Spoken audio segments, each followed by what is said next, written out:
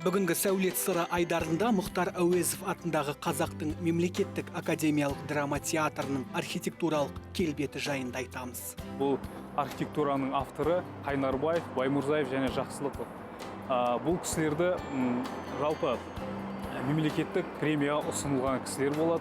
Классикалық үлгінің қазіргі сәулет өнері тәсілімен үндесе отырып, ұлттық сипаттағы шешімі ғимарат архитектурасының басты ерекшелігі болып табылады.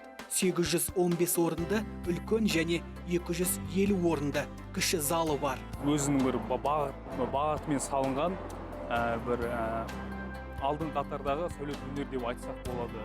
Архитектурына қарап бір әсер алуға да болады. Интерьеріне де қарап бір әсер алуға болады деп айтуға болады.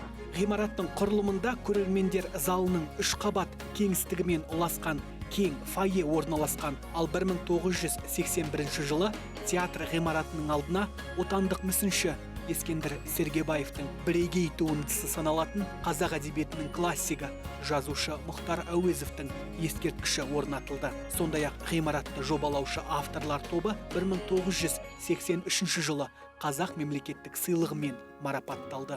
Келген қонақтарға, Қазақстан еліне келген қонақтарға бұл драма театрын көрсетуге өте мақтан тұтып көрсететін ғимараттардың бірі, сәулет өнерінің бірі.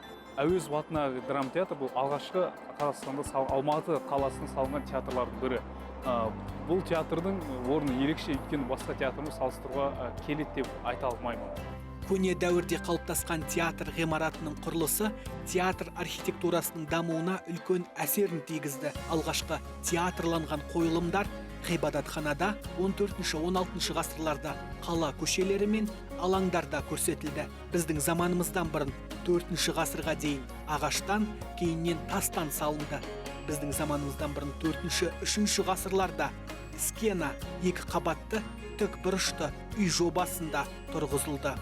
Жантас Тұран, Елнұр Қасиман, Жаңа күн.